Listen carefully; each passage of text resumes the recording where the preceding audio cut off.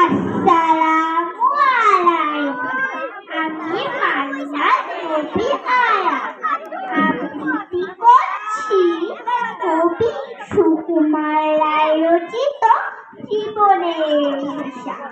বিদ্যে বোঝায় বাবু মশাই, চড়ি শখে বোটে মাঝির দর।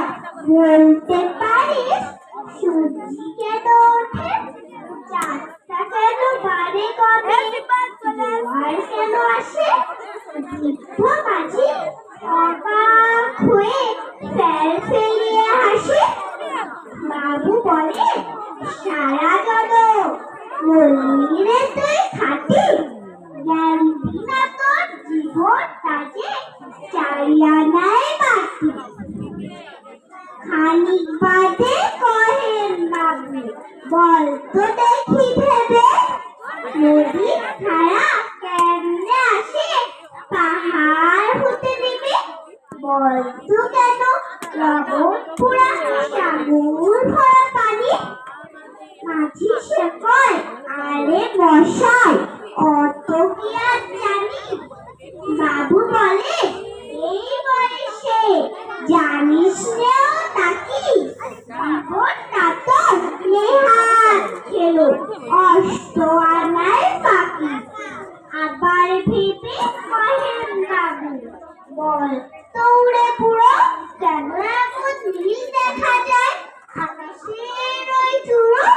বল তো দেখি সূর্য চাঁদের রোদ লাগে কেন।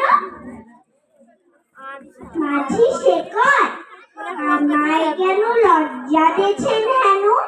বাবু বলেন, বলবো কি আর, বলবো তোরে কিতা, দেখছি এখন জীবনটা তো 12 আনায় বৃথা। খানিক বাদে ঝড় উঠেছে, দিয়ে উঠেছে ফুলে। বাবু দেখে নৌকাখানি ডুবলো বুঝি তুলে। বাবু বলে, এ কি আপদ, ওরে উঠাই বাড়ি, ডুবলো নাকি নৌকা এবার, করবো নাকি আছি। মাঝি শুধায়, সাঁতার জানো, মাথা নাড়ান বাবু। মূর্খ মাঝি বলে, মশাই এখন কেন কাবু।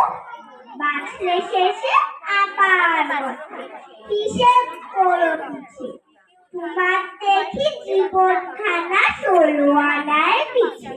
ধন্যবাদ সবাই।